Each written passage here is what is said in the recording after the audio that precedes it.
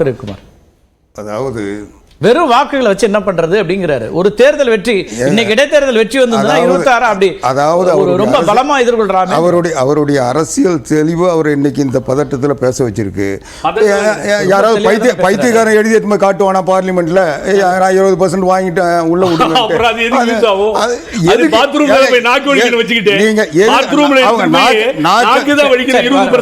நாக்க வடிக்கிறோமோ அந்த இடங்களை பெறாததுனால அதனுடைய வேல்யூ எங்களுக்கு இடங்கள் தேவையில்லைங்க. அந்த இடங்களுக்கான போட்டி 2026 நாங்க யாருன்றதை காட்டுவோம். அது வரைக்கும் எங்களுக்கு பத்தி என்ன விமர்சனம் வந்தாங்களோ அதை பத்தி கவலை இல்லை.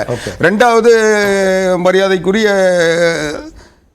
ஜென்ரம் சார் சொன்னார், இது வந்து சாஃப்ட் இந்துத்துவா. நாங்கள் வந்து சாப்பிட்டு இந்துத்துவம் இல்லை, முழுக்க இந்து மக்களை எதிரான நிலையில் பேசுகிறவங்களே இல்லை. எங்களை குழப்பமே வருது. நான் சொல்கிறேங்க, புரட்சி தலைவி அம்மா அவர்களே சட்டமன்றத்தில் நான் பாப்பாத்தி தான் நாங்கள். அவங்க தான் 69 இடஒதுக்கீட்டை இந்தியாவில் தமிழ்நாட்டில் நிலைநிறுத்தினாங்க. சமூக நீதி காத்த வீராங்கனை என்று அன்னைக்கு வீரமணியிலிருந்து பட்டம் கொடுத்து தூக்கி வச்சு கொண்டாடினாங்க. அதனால் யார் வந்து அவங்க பேச்சில் வந்து எது வேணா இருக்கலாம். நான் சொல்கிறேன், இன்றைக்கு திராவிட முன்னேற்ற கழகம் சொல்கின்ற இந்த இந்துத்துவ எதிர்ப்பு என்பது நிலையானது நினைக்கிறீங்களா? எங்களுக்கு குழப்பம். பெரியாருடைய கொள்கையை அண்ணாவை ஏத்துக்கலங்க சார். நீங்க பெரியாருடைய எங்களுக்கு என்ன பிரச்சனை? பெரியார் சொன்னதை என்ன ஏத்துக்கல? ஆமா, பெரியார் வந்து தேர்தலே போட்டியிட வேணாம்னாரு. பெரியார் வந்து கடவுள் இல்லை. நீங்க பெரியார் சொன்னதை அண்ணா ஏற்றுக்கொண்டிருந்தா திமுகவே கிடையாது. இல்ல சார், நான் என்ன சொல்றேன், நீங்க தான் பேசுறீங்க, ஒரு கருத்து சொல்றீங்க, அந்த கருத்துல கேள்வி ஒன்றே குலம் ஒருவனே தேவன் சொன்னது அண்ணா. அண்ணா வந்து பெரியார் இப்ப உங்கள்ட்ட பதில் சொல்ல விரும்பல. அவர் பேசுற நேரத்துல நீங்க நான் குறுக்கிடல. நான் சொல்ல வந்ததை என்ன சொல்ல விடுங்க. அண்ணா திமுகவை பொறுத்தவரை அண்ணா தான் எங்களுடைய கொள்கை, அண்ணா முன்வைச்ச கொள்கை. அண்ணா வந்து தேர்தலில் போட்டியிடணும்னு முடிவு எடுத்தாரு. ஒன்றே குலம் ஒரு பெரியார் வந்து தேர்தலில் போட்டியிடுகின்ற கட்சி வந்து நாத்திகத்தை பேசினால் மக்களிடம் வாக்கு வாங்க முடியாதுன்னு பெரியார் இருந்தார்.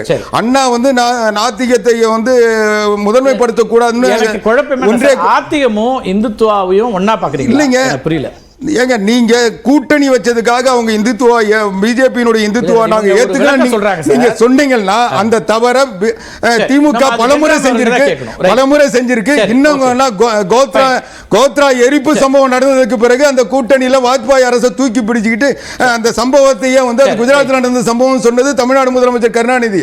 அதனால அதை வச்சு எங்களை எடை போடாதீங்க. நாங்க இன்றைக்கு ஓ பன்னீர்செல்வம் போன்றவர்கள் வெளியேற்றப்பட்டதற்கு அடிப்படை காரணம் அவங்க இந்த கட்சியினுடைய தலைமை டெல்லியில முடிவு பண்ணோம், பிஜேபி முடிவு பண்ணோம் சொன்னதுதான். அவர் இணைப்புல வந்து சேர சொல்லி அவர் வந்து நரேந்திர மோடி சொல்லி தான் நான் வந்து சேர்ந்தேன்னு சொன்னாரு. அதனால அவரை வெளியேற்றுவதற்கு சேர்த்துக்கொண்டது யாரு? சேர்த்துக்கொண்டது யாரு? சேர்ந்தாரு யாரு? இணைப்புக்காக சேர்ந்ததுங்க. அதான் சார், யார் சேர்த்துக்கிட்டா? சேர்த்தது யாரு? நீங்க தானே. நாங்க சேர்த்துக்கினீங்க, வேற வழி இல்ல. ரெட்டையில வந்து முடக்கி வச்சுக்கிட்டு பாரதிய ஜனதா கட்சி த்ரெட்டன் பண்றாங்க. எங்க கட்சி இயங்க விடாம செஞ்சிட்டு இருந்தாங்க.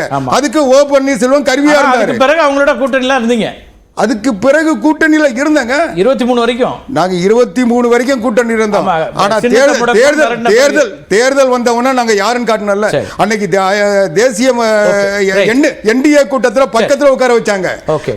நரேந்திர மோடிக்கு பக்கத்துல வச்சு அவங்க எத்தனை முறை தூது விட்டாங்க, எவ்வளவு தூரம் மிரட்டினாங்க, எவ்வளவு எதிர்ப்புகளுக்கு பிறகு இந்த கட்சியை நாங்க கூட்டணியில் சேர மாட்டோம்னு சொல்லி உறுதியா நின்னல இன்னைக்கு வரைக்கும் இருக்கிறோம். ரெண்டாவது விக்கிரவாண்டியை பொறுத்த வரைக்கும் எங்களுக்கு திமுகவும் பாரதிய ஜனதா கட்சி தான் இலக்கு. பாட்டாளி மக்கள் கட்சி செல்வாக்கு பெறதுல எங்களுக்கு எந்த வருத்தமும் இல்லை. எங்களுக்கு தமிழ்நாட்டை சார்ந்த சொல்லிட்டீங்க. மகிழ்ச்சி திரு தமிழ்மணி.